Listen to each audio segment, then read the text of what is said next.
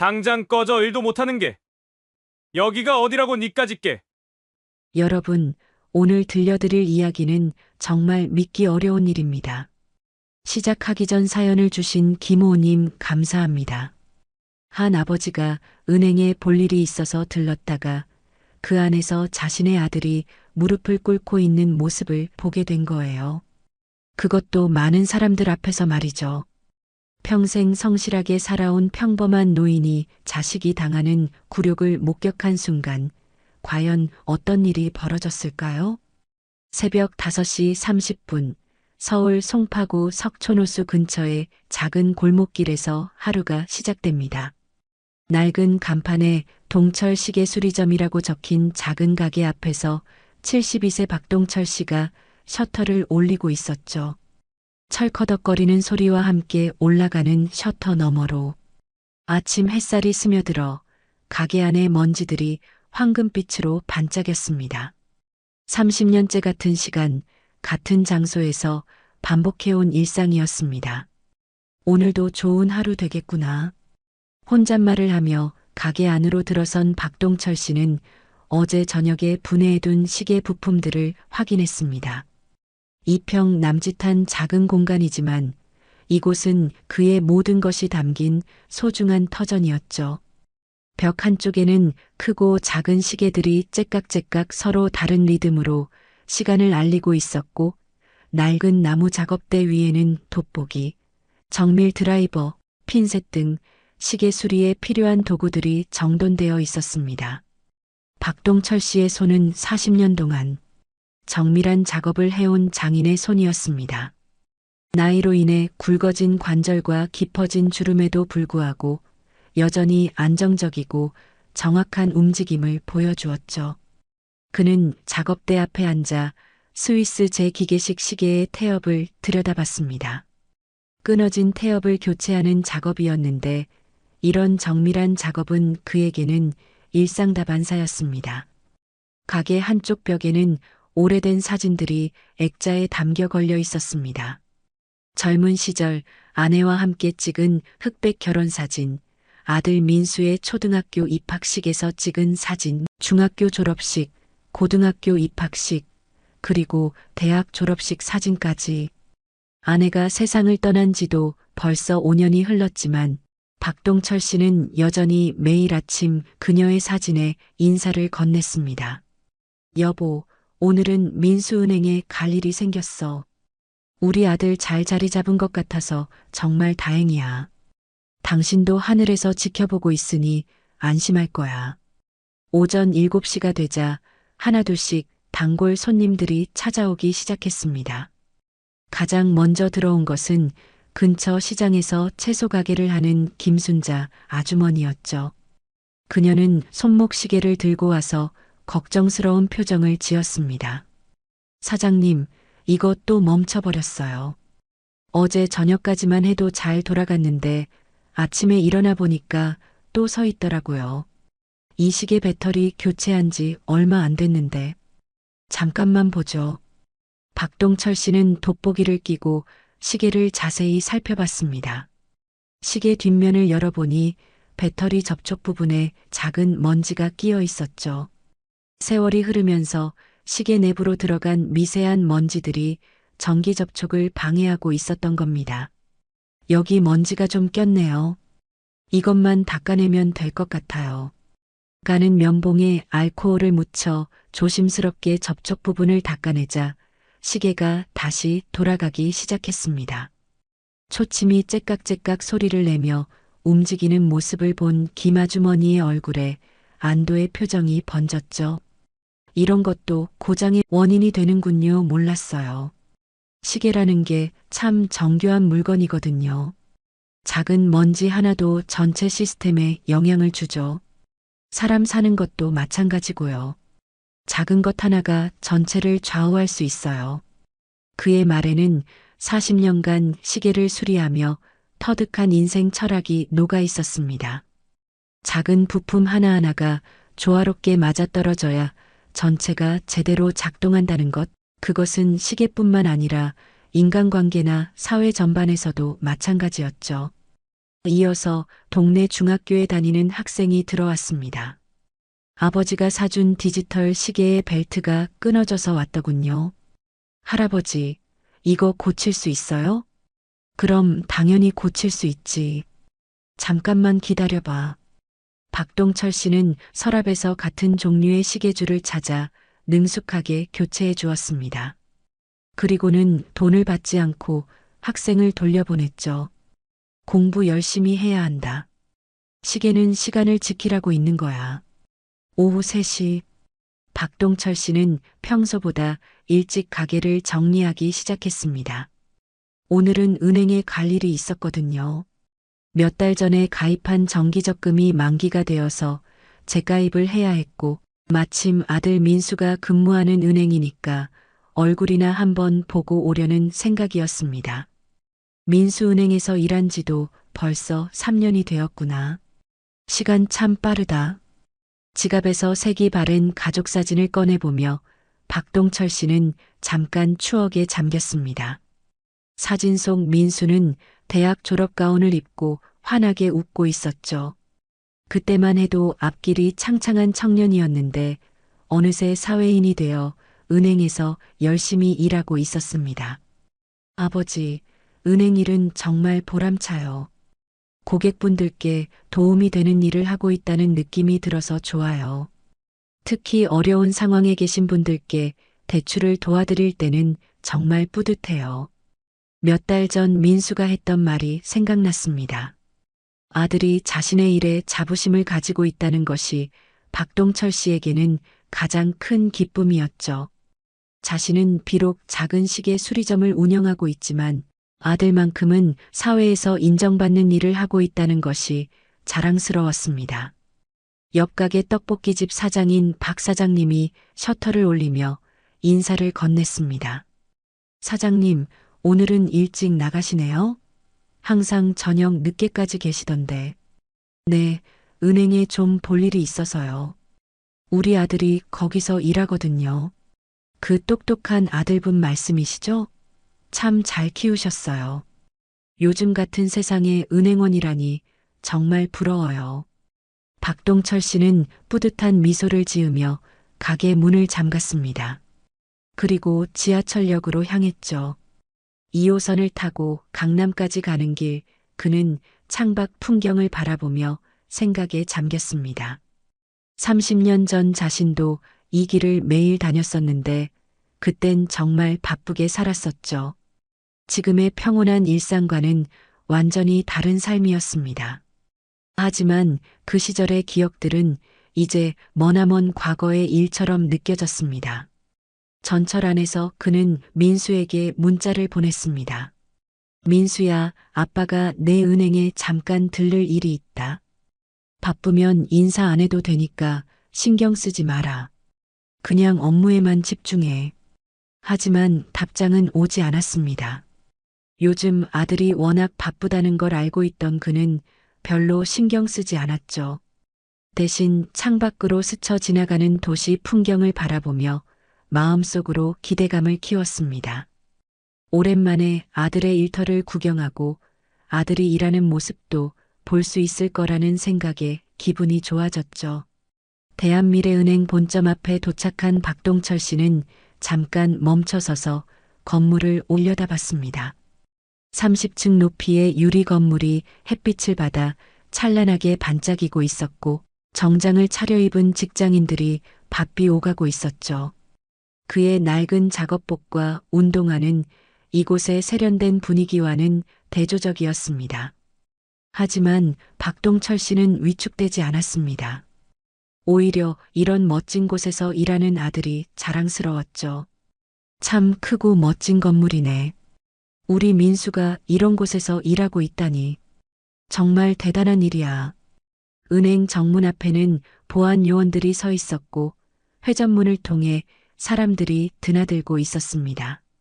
박동철 씨도 조심스럽게 회전문을 통과해 로비로 들어섰죠. 순간 그는 숨이 막힐 듯한 웅장함에 압도되었습니다. 은행 로비는 그가 상상했던 것보다 훨씬 더 화려하고 넓었습니다. 시원한 에어컨 바람과 함께 웅장한 공간이 그를 맞았죠. 높은 천장에는 현대적인 샹들리에가 달려 있었고 대리석으로 만들어진 바닥은 발걸음 소리를 크게 울려 퍼뜨렸습니다. 여기저기서 정장을 입은 직원들이 바쁘게 움직이고 있었고 고급스러운 정장을 입은 고객들이 업무를 보고 있었습니다. 와, 정말 대단하네. 이런 곳에서 일한다는 게 얼마나 자랑스러울까. 박동철 씨는 마치 대형 미술관에 온 듯한 기분이었습니다. 벽면에는 현대적인 작품들이 걸려 있었고 곳곳에 놓인 화분들도 고급스러웠죠.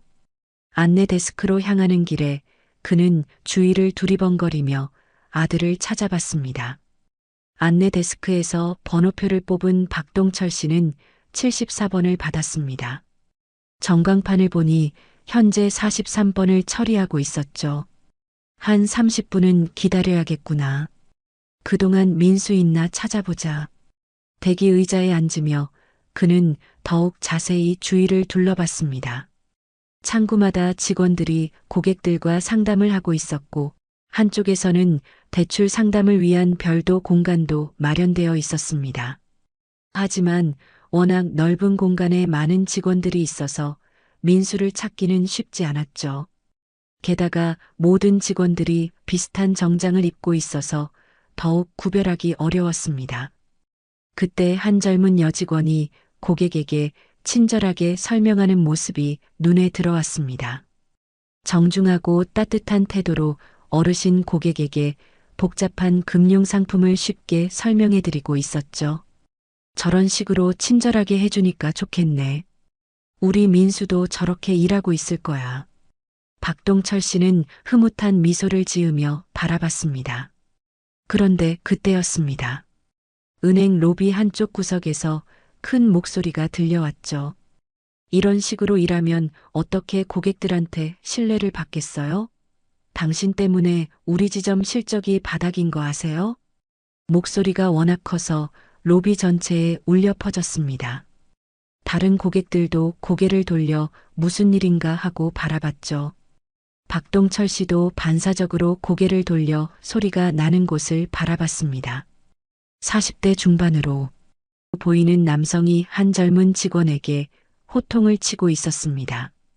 그런데 그 젊은 직원이 박동철 씨의 눈이 점점 커졌습니다. 설마 하는 마음으로 더 자세히 들여다보니 그 젊은 직원은 바로 자신의 아들 박민수였습니다. 민수야? 저게 정말 민수야? 민수는 무릎을 꿇고 고개를 숙인 채 계속해서 사과를 하고 있었죠.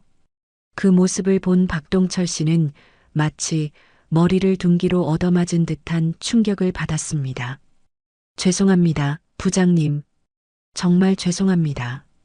다음엔 더 열심히 하겠습니다. 제발 한 번만 더 기회를 주세요. 민수의 목소리는 떨리고 있었습니다. 많은 사람들이 지켜보는 가운데서 이런 굴욕을 당하고 있다는 것이 얼마나 부끄럽고 힘들었을까요? 사과만 하면 뭐가 달라져요? 이번 달 목표 달성 못하면 당신 책임이야. 고객 한 명 더 데려오지 못하면 정말 가만두지 않을 거야. 부지점장 김태연의 목소리는 점점 커졌습니다. 마치 일부러 다른 사람들이 들을 수 있도록 큰 소리를 내는 것 같았죠. 주변의 다른 직원들과 고객들이 모두 그 광경을 지켜보고 있었지만 아무도 나서지 못하고 있었습니다.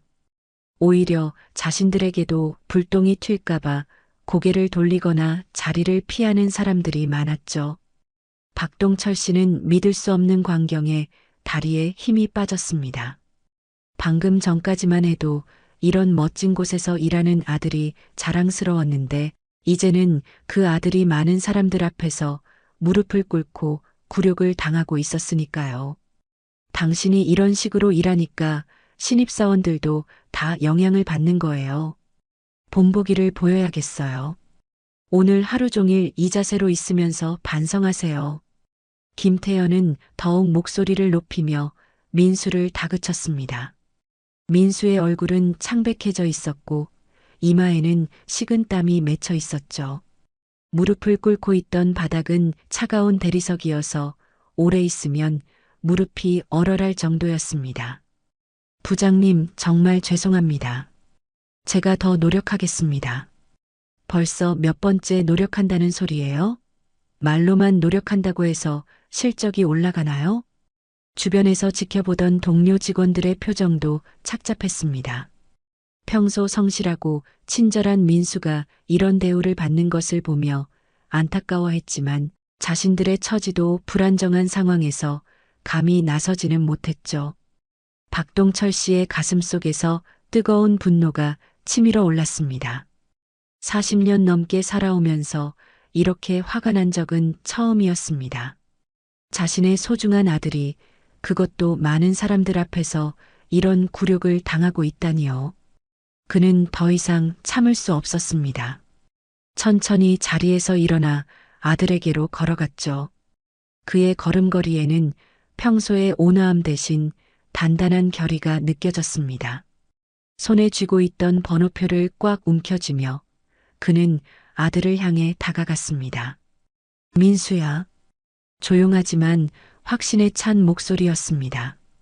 민수가 고개를 들었죠. 아버지의 모습을 본 순간 그의 얼굴이 더욱 창백해졌습니다. 자신이 당하고 있는 굴욕적인 모습을 아버지에게 들키고 말았으니까요. 아버지, 왜 여기에? 어떻게? 민수의 목소리는 떨리고 있었습니다. 부끄럽기도 했고 죄송하기도 했고 동시에 아버지가 와주었다는 것이 고맙기도 했죠. 복잡한 감정들이 한꺼번에 밀려왔습니다. 김태연은 갑자기 나타난 노인을 쳐다보며 짜증스러운 표정을 지었습니다. 자신의 권위를 세우는 중요한 순간에 방해받는 것이 마음에 들지 않았거든요. 누구세요? 지금 업무 중인데 방해하지 마세요. 하지만 박동철 씨는 김태연의 말에는 전혀 신경 쓰지 않았습니다. 그는 아들의 어깨에 손을 올리며 다시 말했죠. 민수야, 일어나거라. 아버지가 왔으니까 이제 괜찮다. 그 순간 민수의 눈에 눈물이 맺혔습니다. 아버지 앞에서 이런 굴욕을 당한 것이 너무 부끄럽고 죄송했지만 동시에 아버지가 와주었다는 것이 감사했습니다. 하지만 아버지까지 곤란에 빠뜨릴 수는 없었죠. 아버지, 정말 괜찮으니까 그냥 가세요. 제발이요. 민수는 아버지의 팔을 붙잡으며 간절히 부탁했습니다. 눈가에 맺힌 눈물을 애써 참으면서도 아버지가 자신 때문에 더 큰 곤란에 빠질까봐 걱정스러워했죠. 무릎을 꿇은 채로 아버지를 올려다보는 민수의 얼굴에는 부끄러움과 절망이 뒤섞여 있었습니다. 평생 자랑스러운 아들이 되려고 노력해왔는데 이런 모습을 아버지에게 보여주게 되다니요. 이런 모습 보이기 싫었는데 정말 죄송해요, 아버지. 하지만 박동철 씨는 아들의 손을 가만히 잡아주며 안정감 있는 목소리로 말했습니다. 그의 손은 40년간 정밀한 시계를 다루며 기른 따뜻함과 안정감이 담겨 있었죠. 민수야, 네가 잘못한 게 뭐가 있다고 이렇게까지 해야 하는 거냐? 아버지가 보기에 너는 충분히 잘하고 있어.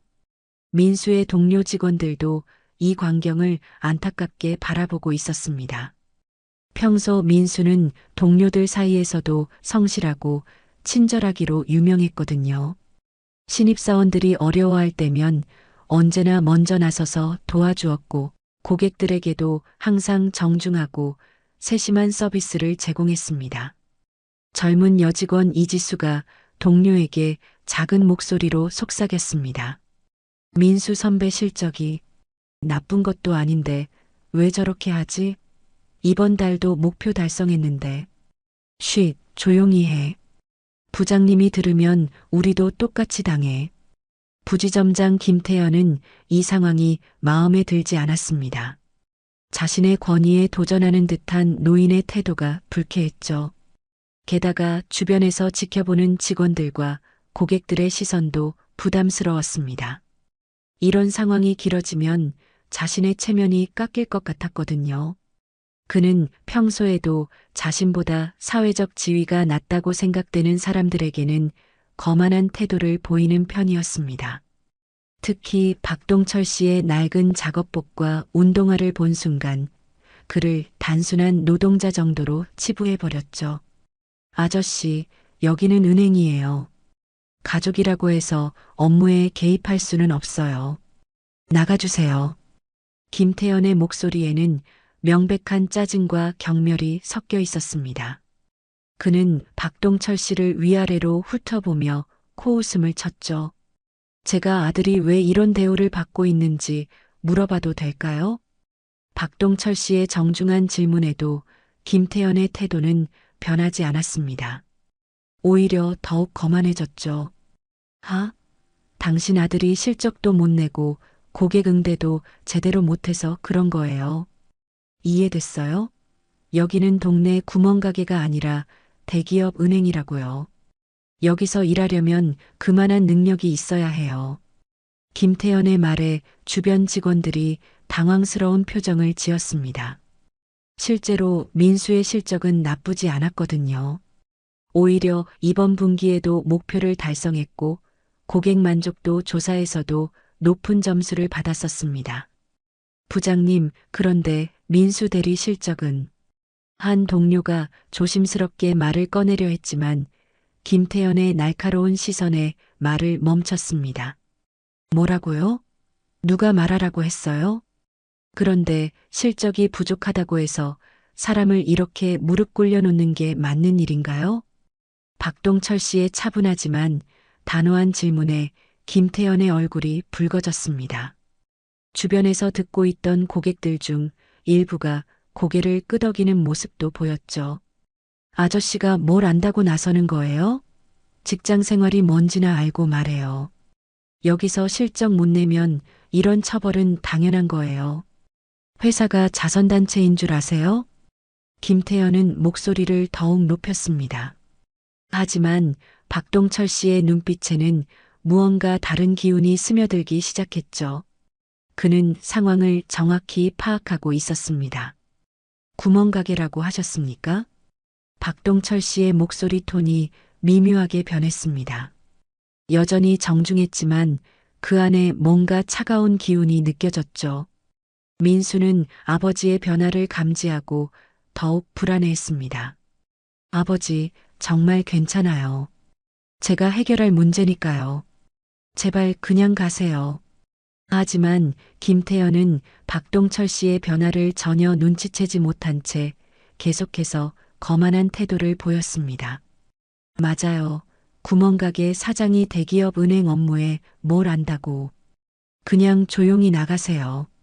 보안요원 부를까요? 이때 박동철 씨는 조용히 자신의 낡은 가죽 지갑을 열었습니다.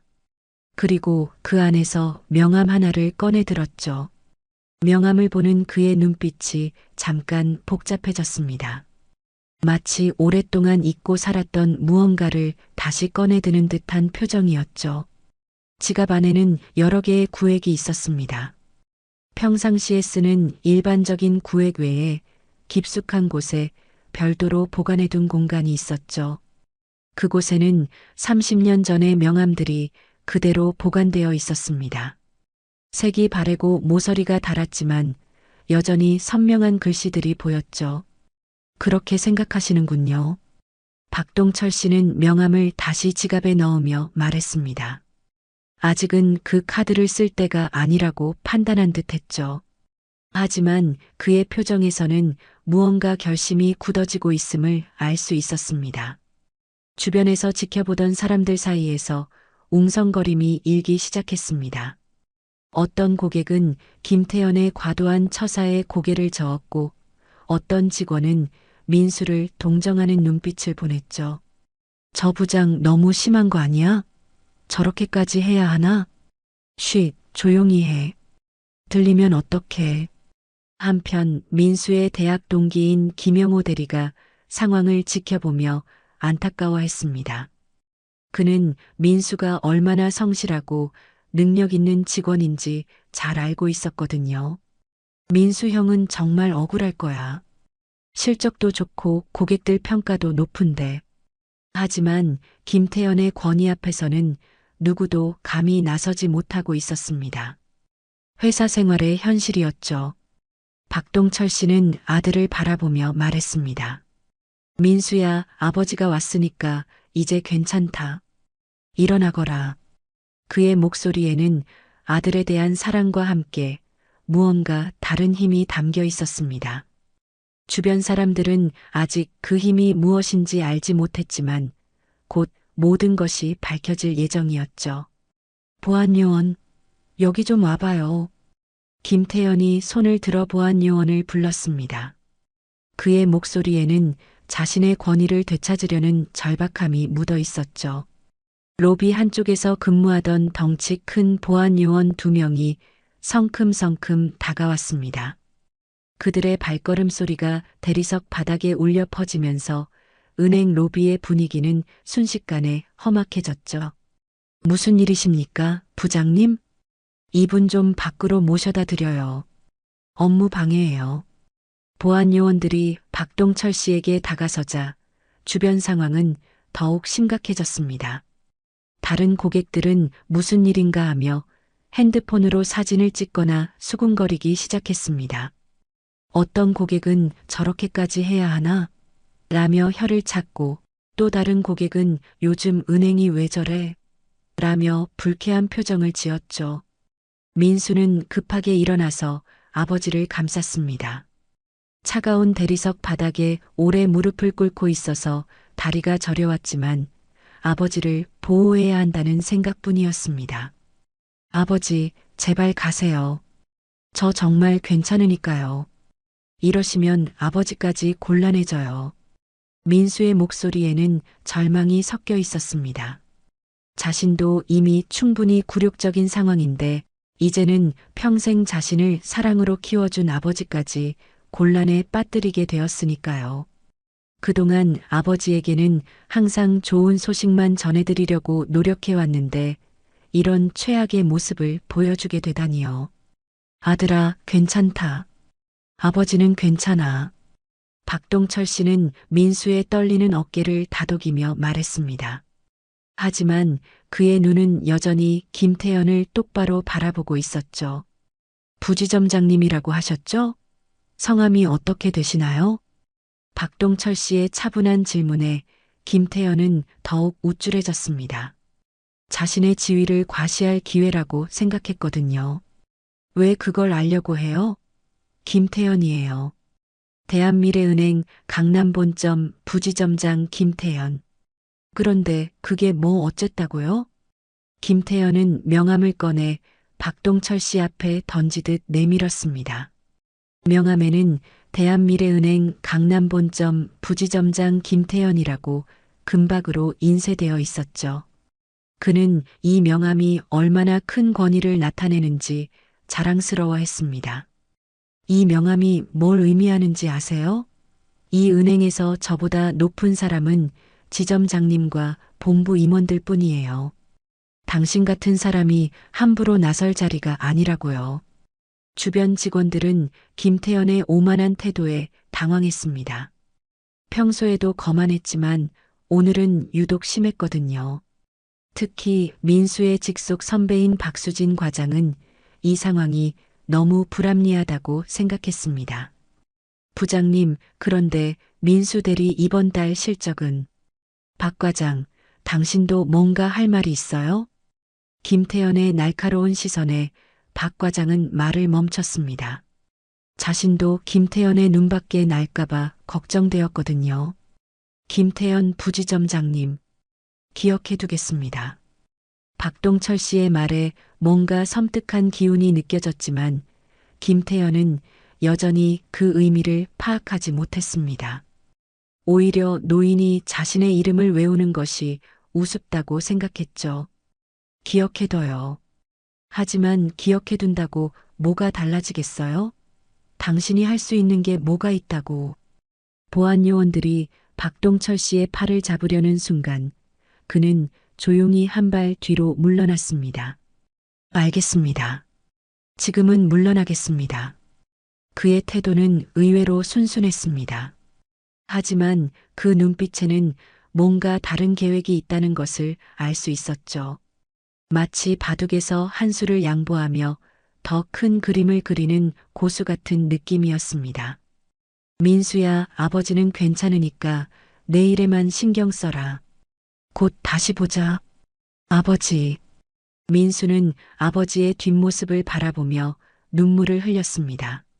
자신 때문에 아버지가 이런 굴욕을 당했다는 생각에 마음이 무너져 내렸죠. 30년 넘게 자신을 사랑으로 키워준 아버지에게 이런 모습을 보여주게 되다니 정말 죽고 싶을 만큼 부끄러웠습니다. 김태연은 박동철 씨가 나가는 모습을 보며 만족스러운 웃음을 지었습니다. 자신의 권위가 제대로 확립되었다고 생각했거든요. 이런 식으로 나서봤자 소용없어요. 박민수 씨, 앞으로는 가족들한테 이런 일로 나서지 말라고 해요. 창피하게.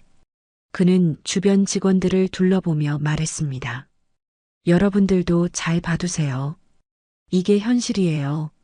실적 못 내면 이런 대우받는 거고 가족이 나선다고 해서 달라지는 것도 없어요. 젊은 직원들은 씁쓸한 표정을 지었습니다. 회사 생활의 냉혹한 현실을 다시 한번 깨닫게 되는 순간이었죠. 하지만 그들은 몰랐습니다. 지금 은행을 나가는 그 노인이 누구인지, 그리고 곧 어떤 일이 벌어질지를 말이죠. 박동철 씨는 은행 밖에서 잠시 멈춰서서 하늘을 올려다봤습니다. 가을 하늘이 높고 푸르렀지만 그의 마음은 먹구름이 끼어 있었죠. 그리고 주머니에서 오래된 휴대폰을 꺼내 어디론가 전화를 걸기 시작했습니다. 전화번호를 누르는 그의 손가락이 미세하게 떨렸습니다. 30년 동안 사용하지 않았던 번호였거든요. 하지만 이제는 사용해야 할 때가 온 것 같았습니다. 여보세요, 이사님. 박동철입니다.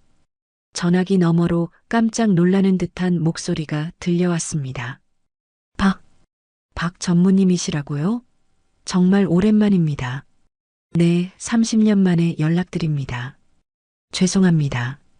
그런데 급한 일이 생겨서요. 박동철 씨의 목소리는 여전히 차분했지만 그 안에 단단한 결의가 느껴졌습니다. 이제 더 이상 평범한 시계 수리공이 아니었죠.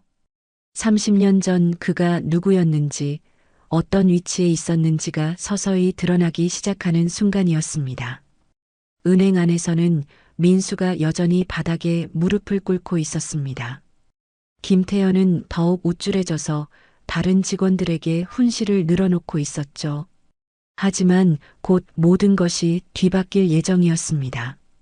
은행 밖 벤치에 앉은 박동철 씨는 차분하게 전화를 계속하고 있었습니다. 오가는 사람들의 발걸음 소리와 차량 소음 사이로 그의 낮은 목소리가 들려왔죠. 가을 바람이 그의 회색 머리를 살짝 흔들었고 낡은 작업복의 소매가 바람에 펄럭였습니다. 네, 이사님. 30년 만에 연락드립니다. 그때 제가 은퇴할 때 해주신 말씀 기억하시죠? 언제든 도움이 필요하면 연락하라고 하셨잖아요. 전화기 너머로 깜짝 놀라는 듯한 목소리가 들려왔습니다. 목소리의 주인은 현재 대한금융지주 대표이사인 최진우였습니다.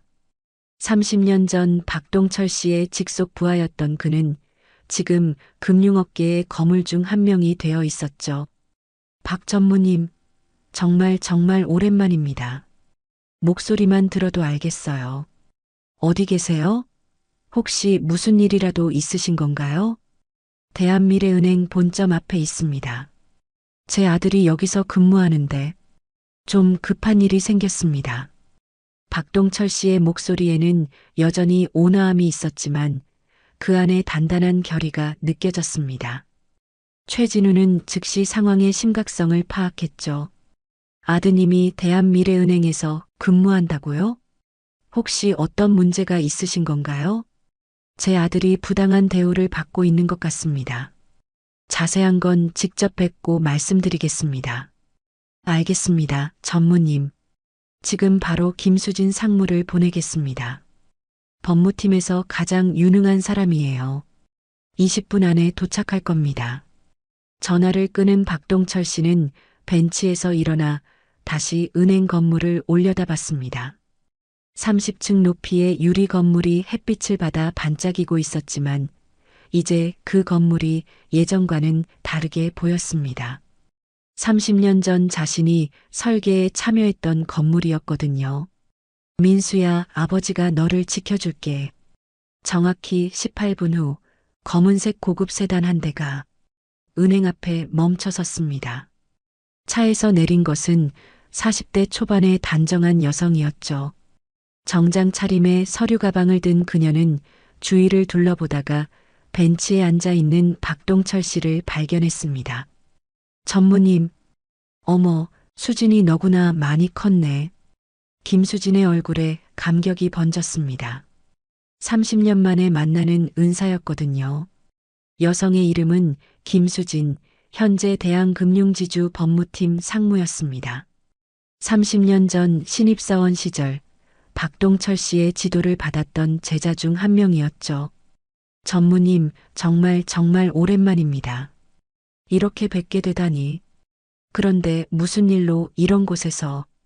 김수진은 박동철 씨의 낡은 작업복을 보며 당황했습니다. 30년 전 기억 속에 그는 항상 말끔한 정장을 입고 있었거든요. 하지만 그의 눈빛만은 여전히 예전과 같았습니다. 내 아들이 저 안에서 근무하고 있는데 좀 부당한 일을 당하고 있어서 말이야. 박동철 씨는 상황을 간단히 설명했습니다. 김수진의 표정이 점점 굳어졌죠. 30년 전 박동철 씨가 얼마나 직원들을 아끼고 사랑했는지 잘 알고 있었기 때문입니다. 전무님, 아드님이 부당한 대우를요? 절대 있을 수 없는 일입니다. 김수진은 즉시 태블릿을 꺼내 대한미래은행 인사 시스템에 접속했습니다. 그녀는 지주회사 법무팀 상무로서 모든 계열사의 인사정보에 접근할 수 있는 권한을 가지고 있었거든요. 혹시 아드님 이름이 어떻게 돼요? 박민수 대리. 찾았습니다. 전무님 아드님이요? 박민수 대리 말씀이시군요. 김수진의 얼굴에 놀라움이 스쳤습니다. 민수를 아니? 네, 저희 지주회사에서 정기적으로 각 계열사 직원들의 인사고과를 검토하거든요. 박민수 대리는 성과도 우수하고 고객 만족도도 높은 우수 직원으로 분류되어 있어요. 김수진이 태블릿 화면을 보여주자 박동철 씨의 눈이 번뜩였습니다. 화면에는 민수의 상세한 근무평가가 나와 있었죠. 이번 분기 목표 달성률 108%, 고객 만족도 평가 4.7점, 동료 평가에서도 최상위권. 이런 우수한 직원이 왜 부당한 대우를 받고 있는 거죠? 그런데 방금 전에 저 안에서는 실적 부진으로 무릎을 꿇고 있었어. 김수진의 얼굴이 일그러졌습니다. 명백히 잘못된 상황이었거든요. 아마 지점 내부 문제일 겁니다. 요즘 일부 관리자들이 실적 압박 때문에 직원들에게 과도한 스트레스를 주는 경우가 있거든요. 하지만 이건 명백한 직원 인권 침해입니다. 김수진은 서류 가방에서 또 다른 태블릿을 꺼내 몇 가지를 더 확인했습니다. 그녀의 손가락이 빠르게 화면을 터치하며 각종 데이터를 불러왔죠. 전무님, 더 심각한 문제가 있는 것 같습니다. 강남 본점의 김태현 부지점장에 대한 직원들의 익명 신고가 여러 건 들어와 있어요. 화면에는 김태현에 대한 여러 건의 신고 내역이 표시되어 있었습니다. 부당한 업무 지시, 인격 모독, 과도한 실적 압박 등의 내용들이었죠. 이런 신고들이 있었는데도 제대로 처리되지 않았군요. 이건 지주회사 차원에서 개입해야 할 사안입니다. 박동철 씨는 과거를 떠올리며 잠깐 멀리 바라보았습니다. 그때 그가 누구였는지, 왜 이런 네트워크를 가지고 있는지가 조금씩 드러나기 시작했죠. 전무님, 제가 한번 들어가서 상황을 파악해 보겠습니다. 30년 전 전무님께서 저희에게 가르쳐 주신 직원이 곧 은행의 자산이라는 말씀 아직도 기억하고 있어요. 김수진의 말에 박동철 씨의 눈가에 미소가 번졌습니다. 제자가 자신의 가르침을 기억하고 있다는 것이 감사했죠. 그때 전무님께서 직접 만드신 직원, 인권 보호 가이드라인도 지금까지 저희 지주회사의 기본 원칙이 되고 있습니다. 그래, 사람을 소중히 여기는 것이 가장 중요한 경영 철학이지. 김수진은 태블릿을 정리하며 말했습니다. 전무님, 지금 바로 들어가서 상황을 정리하겠습니다. 더 이상 부당한 대우를 받지 않을 거예요. 그녀의 목소리에는 확신이 담겨 있었습니다. 30년 전 박동철 씨에게 배운 정의감과 원칙이 그녀를 움직이고 있었죠. 박동철 씨는 김수진의 어깨를 가볍게 두드리며 말했습니다. 고맙다, 수진아. 하지만 너무 무리하지는 마라. 전무님께서 저희에게 해주신 것에 비하면 이런 건 아무것도 아닙니다. 제가 오늘 있었던 일들을 정확히 파악해서 적절한 조치를 취하겠습니다. 김수진이 은행으로 향하는 모습을 바라보며 박동철 씨는 30년 전을 떠올렸습니다. 그때 그가 얼마나 많은 사람들에게 영향을 주었는지, 그리고 그 영향이 지금까지 이어지고 있는지를 실감했죠.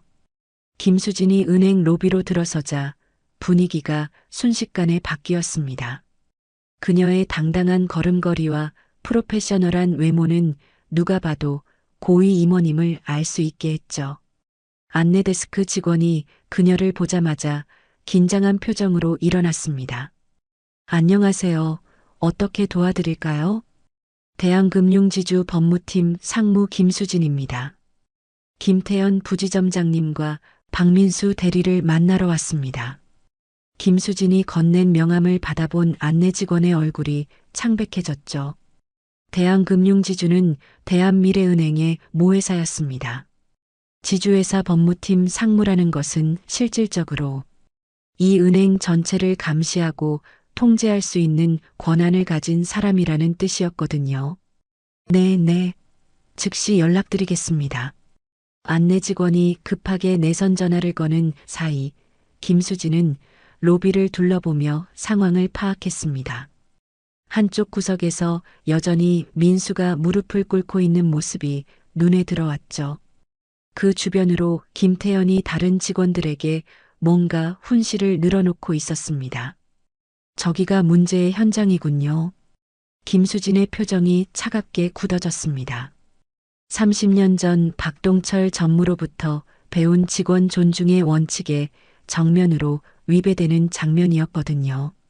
김태현은 갑작스럽게 나타난 지주회사 임원에게 당황했지만 억지로 웃음을 지으며 다가왔습니다. 하지만 그의 이마에는 벌써 식은땀이 맺히기 시작했죠. 안녕하십니까? 김태현 부지점장입니다.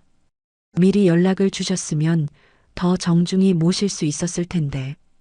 갑자기 어떻게... 갑작스럽게 와서 죄송합니다. 정기 점검차 왔습니다. 김수진은 차분한 목소리로 말하며 주위를 둘러보았습니다. 그리고 한쪽 구석에서 여전히 무릎을 꿇고 있는 민수를 발견했죠. 그 순간 그녀의 눈빛이 더욱 차가워졌습니다. 혹시 저기 무릎 꿇고 있는 직원분은 어떤 상황인가요? 김태현의 얼굴이 순간 굳었습니다. 지주회사 임원 앞에서 이런 모습을 보이게 되다니 최악의 타이밍이었거든요. 그건 업무 태도 교정을 위한 것입니다. 실적 부진으로 인한. 실적 부진이라고 하셨나요? 김수진이 태블릿을 꺼내 몇 번 터치하자 화면에 데이터가 나타났습니다. 그녀는 민수에게 다가가며 정중하게 말했죠. 박민수 대리님이죠? 민수는 갑자기 자신을 부르는 지주회사 임원에게 깜짝 놀라며 조심스럽게 고개를 들었습니다. 무릎을 꿇은 상태에서 위를 올려다보는 민수의 얼굴에는 당황과 두려움이 섞여 있었죠. 네, 박민수입니다. 지주회사 법무팀에서 왔습니다. 몇 가지 확인하고 싶은 것이 있는데 일단 일어나세요. 김수진의 따뜻하면서도 단호한 말에 민수는 조심스럽게 일어났습니다. 오랫동안 무릎을 꿇고 있어서 다리가 저려 비틀거릴 뻔했죠. 주변 직원들이 숨을 죽이며 상황을 지켜보고 있었습니다. 김태연의 얼굴이 점점 굳어졌습니다. 뭔가 불길한 예감이 들기 시작했거든요. 평소 같으면 지주회사에서 누가 온다고 미리 연락이 있었을 텐데 이번에는 갑작스럽게 나타났으니까요. 상무님, 무슨 일이시죠? 저희 지점에 문제라도 있습니까? 박민수 대리의 인사고가 관련해서 좀 이상한 보고가 올라와서요. 김수진이 태블릿 화면을 김태연에게 보여주었습니다. 화면에는 민수의 상세한 근무 평가가 나타나 있었죠. 실적 부진으로 징계 대상이라고 보고서에 올라와 있던데 저희 시스템 기록과는 완전히 다르네요. 김태연의 얼굴에서 혈색이 사라졌습니다. 그가 허위로 작성한 보고서가 발각된 것이었거든요. 그게 최근 들어서 최근이라고 하시는데 여기 보시면 박민수 대리는 이번 분기 목표 달성률이 108%로 나와 있습니다.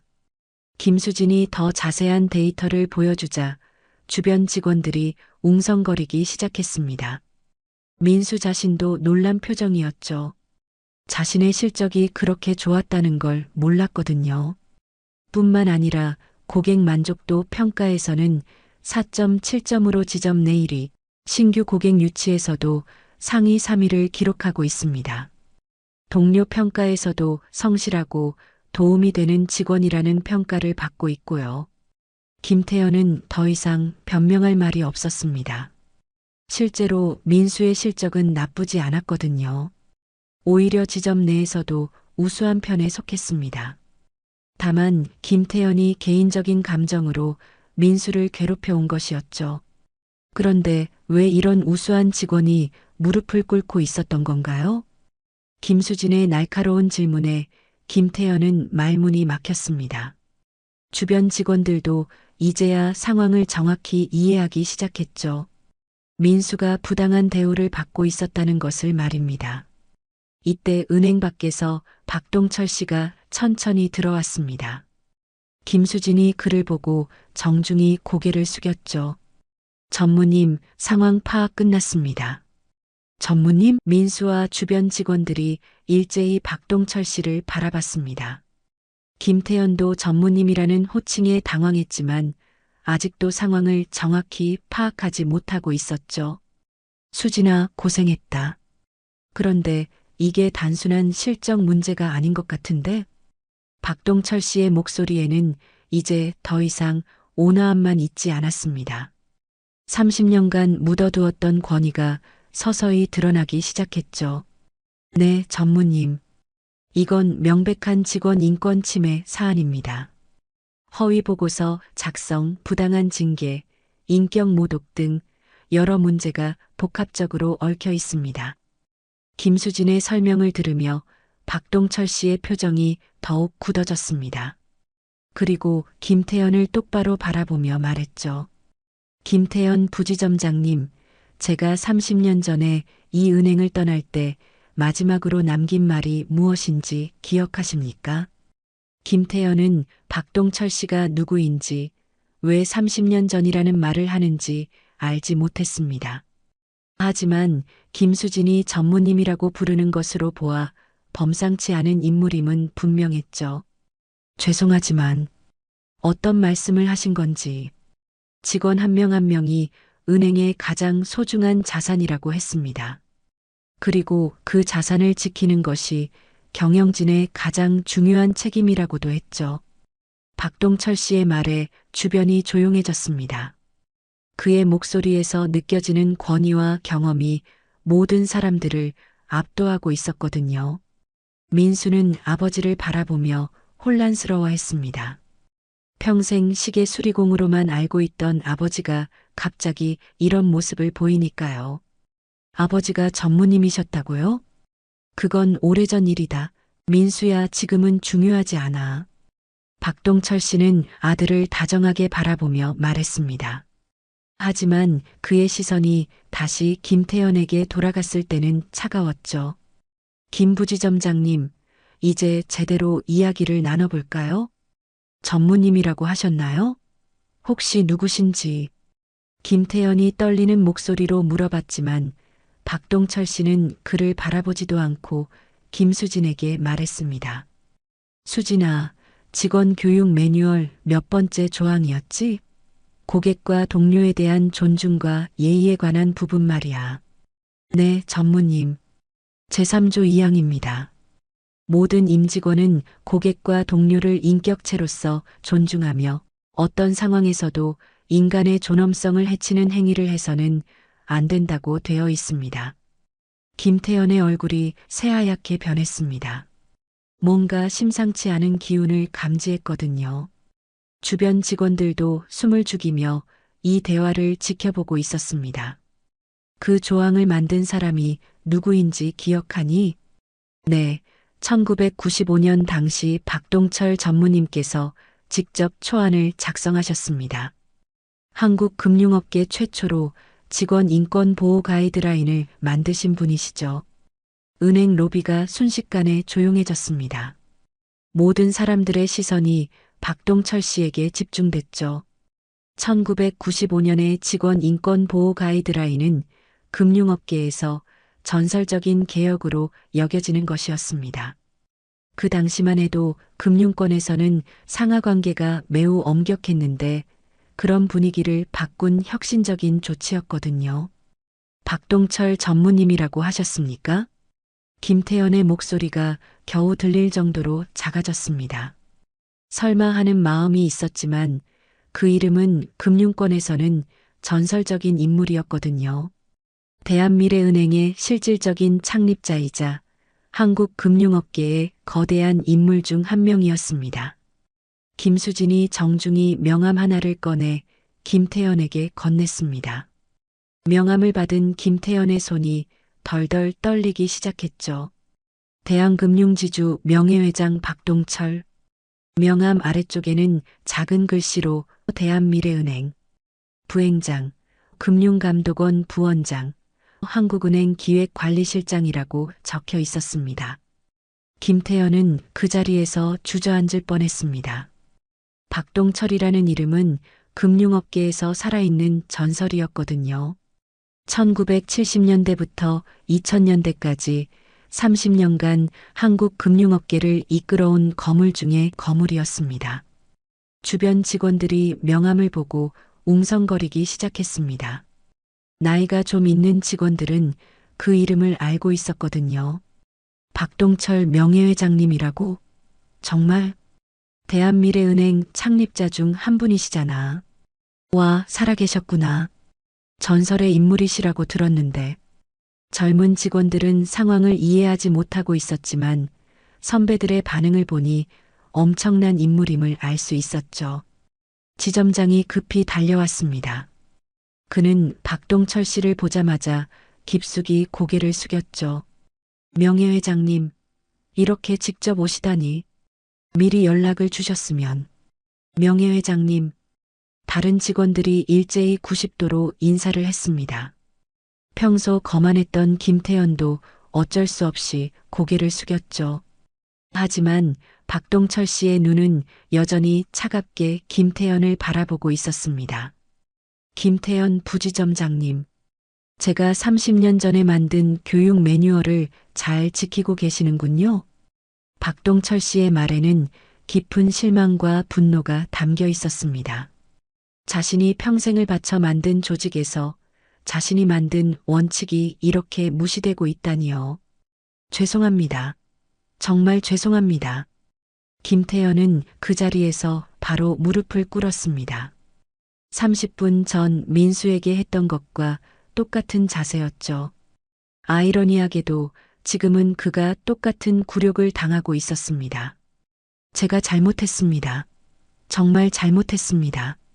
주변 직원들은 이 극적인 반전에 할 말을 잃었습니다. 방금 전까지 위풍당당하게 권력을 휘두르던 김태현이 이제는 무릎을 꿇고 사과하고 있었거든요. 박동철 씨는 민수를 불렀습니다. 아들아, 이리 와보거라. 민수는 아직도 상황을 완전히 이해하지 못한 채 아버지에게 다가갔죠. 평생 시계 수리공으로만 알고 있던 아버지가 갑자기 금융업계의 거물로 드러나다니 꿈을 꾸는 것 같았습니다. 아버지가 정말 명예회장님이셨다고요? 30년 전 일이다. 네가 태어나기 전에 은퇴해서 너도 모를 거야. 박동철 씨는 아들의 어깨를 다정하게 두드리며 말했습니다. 그리고 다시 김태현을 내려다봤죠. 김태현 씨, 일어나세요. 박동철 씨의 말에 김태현이 조심스럽게 고개를 들었습니다. 하지만 여전히 무릎을 꿇은 자세였죠. 제가 은행을 떠날 때 마지막으로 직원들에게 한 말이 뭔지 기억하시나요? 죄송합니다. 기억이. 이 은행의 가장 큰 자산은 건물도 돈도 아니다. 바로 사람이다. 직원 한 명 한 명이 은행의 미래이며 그들을 존중하고 아끼는 것이 진정한 경영이라고 했습니다. 박동철 씨의 목소리에는 실망감이 섞여 있었습니다. 자신이 평생 추구해온 가치가 이렇게 무너져 있다는 것이 안타까웠죠. 그런데 오늘 제가 본 것은 무엇입니까? 우수한 직원을 공개적으로 무릎 꿇려놓고 인격 모독을 하는 모습이었습니다. 김수진이 앞으로 나서며 서류를 펼쳤습니다. 김태현 부지점장님, 지금부터 지주회사 감사팀 조사에 들어갑니다. 직원 인권 침해, 허위 보고서 작성, 업무 권한 남용, 그리고 지주회사 명예회장님의 가족에 대한 모독 혐의로 즉시 정직 처분됩니다. 명예회장님, 정말 죄송합니다. 제가 몰랐습니다. 정말 몰랐습니다. 다시는 이런 일이. 김태현 씨, 사과는 저에게 할 게 아닙니다. 박동철 씨가 민수를 가리켰습니다. 김태현은 민수에게 고개를 숙였죠. 박민수 대리님, 정말 죄송했습니다. 제가 너무 과했습니다. 용서해 주세요. 민수는 여전히 얼떨떨한 상태였지만 고개를 끄덕였습니다. 복수보다는 용서를 택한 것이었죠. 박동철 씨는 주변의 다른 직원들도 바라보며 말했습니다.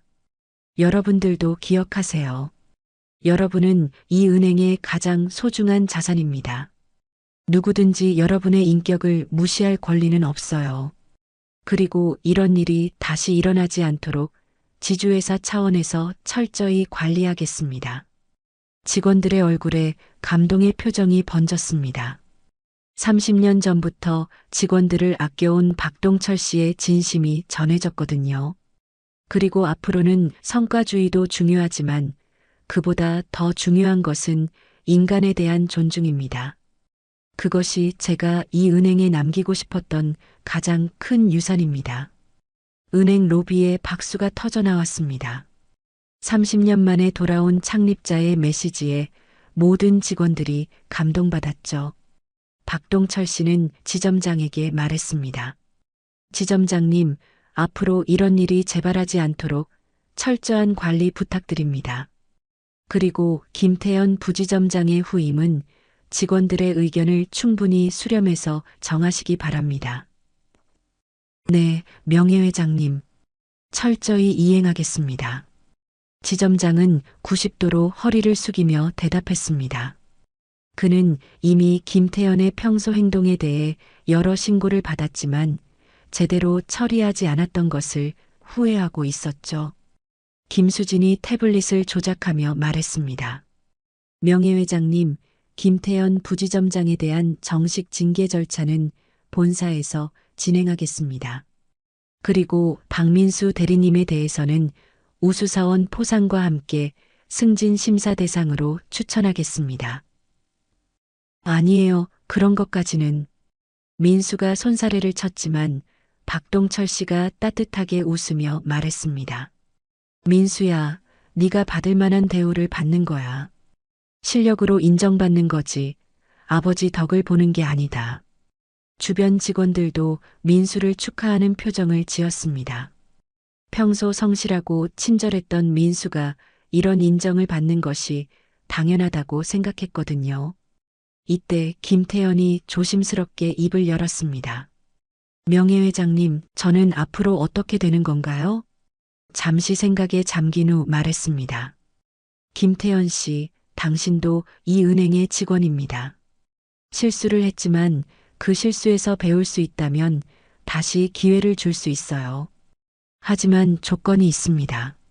어떤 조건이든지 따르겠습니다. 김태연의 목소리에는 간절함이 담겨 있었습니다. 3개월간 일반 행원으로 근무하면서 고객 서비스 교육을 다시 받으세요. 그리고 직원들에게 진심으로 사과하고 앞으로는 사람을 존중하는 리더가 되어야 합니다. 네, 꼭 그렇게 하겠습니다. 따뜻한 처분에 주변 직원들이 놀랐습니다. 충분히 더 강한 처벌을 내릴 수 있었는데 교육과 개선의 기회를 준 것이었죠. 사람은 변할 수 있어요. 하지만 진심으로 변하려는 의지가 있어야 합니다. 김수진이 서류를 정리하며 말했습니다. 명예회장님, 오늘 일을 계기로 전 지점에 직원 인권 보호 강화 방안을 새로 수립하겠습니다. 30년 전 명예회장님께서 만드신 가이드라인을 현대적으로 업데이트해서요. 그래, 좋은 생각이다. 시대는 변했지만 사람을 존중하는 마음은 변하지 않아야지. 박동철 씨는 만족스러운 미소를 지었습니다. 자신의 가르침이 다음 세대에게도 이어지고 있다는 것이 기뻤거든요. 은행을 나서며 박동철 씨와 민수는 나란히 걸었습니다. 30년 만에 공개된 아버지의 정체에 민수는 아직도 실감이 나지 않았죠. 아버지, 정말 믿어지지 않아요. 제가 다니는 은행을 아버지께서 만드셨다니. 만든 건 나 혼자가 아니야. 수많은 사람들이 함께 만든 거지. 나는 그냥 시작을 도운 것뿐이야. 두 사람은 근처 작은 국밥집에 들어갔습니다. 화려한 은행 로비와는 대조적인 소박한 공간이었지만 이곳이 더 편안했죠. 김이 모락모락. 나는 순대국밥과 함께 소주 한 잔을 나누며 30년간 숨겨져 있던 아버지와 아들의 이야기가 시작됐습니다. 아버지, 그럼 우리 집이 가난한 게 아니었던 건가요? 왜 시계 수리점을? 박동철 씨는 순대국밥을 한 숟가락 떠먹으며 웃었습니다. 가난하지는 않지.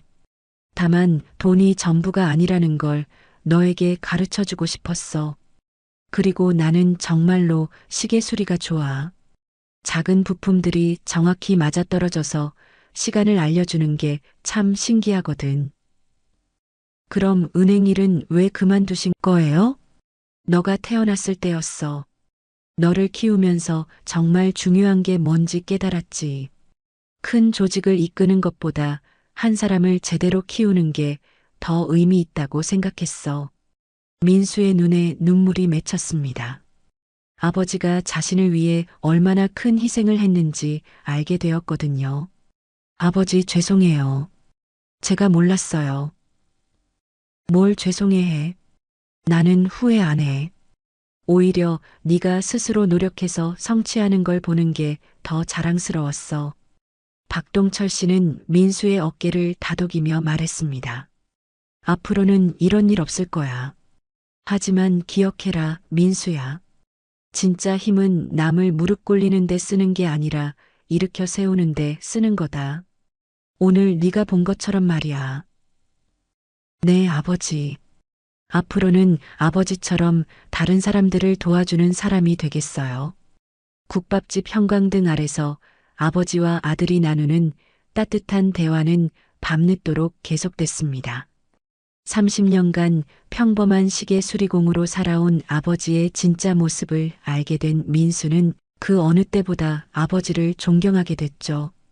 그리고 다음 날부터 대한미래은행에는 새로운 변화가 시작됐습니다. 직원들을 존중하고 인격적으로 대하는 문화가 자리 잡기 시작했고 박민수는 더욱 당당하게 업무에 임할 수 있게 됐습니다. 김태현도 약속대로 3개월간 일반 행원으로 근무하며 고객 서비스를 다시 배웠습니다. 처음에는 어색했지만 점차 진심으로 사람을 대하는 법을 익혀갔죠. 그리고 복직 후에는 완전히 다른 리더가 되어 직원들의 신뢰를 받게 됐습니다. 몇 달 후 민수는 과장으로 승진했습니다. 승진 발표가 난 날 그는 아버지의 시계 수리점을 찾아갔죠. 아버지, 승진했어요. 축하한다. 내 실력으로 받은 거야. 박동철 씨는 아들을 자랑스럽게 바라보며 말했습니다. 아버지, 이제 더 큰 집으로 이사하실래요? 제가 모실게요. 아니야, 나는 여기가 좋아. 이 동네 사람들이 나를 필요로 하거든. 가끔 아버지가 시계 수리점에서 일하는 모습을 보며 민수는 생각했습니다. 진정한 성공이란 높은 자리에 오르는 것이 아니라 자신이 선택한 삶을 당당하게 사는 것이라고 말이죠. 그리고 정말 중요한 순간에 가족을 지켜줄 수 있는 힘을 가지는 것이라고요. 박동철 씨는 여전히 매일 아침 일찍 가게를 열고 시계를 고치며 하루를 보냅니다. 하지만 이제는 단순한 시계 수리공이 아니었죠. 한 아들에게는 자랑스러운 아버지이자 많은 사람들에게는 여전히 존경받는 리더였습니다. 그리고 가끔 은행에서 온 후배들이 그를 찾아와 조언을 구할 때 그는 항상 같은 말을 했습니다. 사람을 소중히 여기세요. 그것이 모든 일의 시작이고 끝입니다.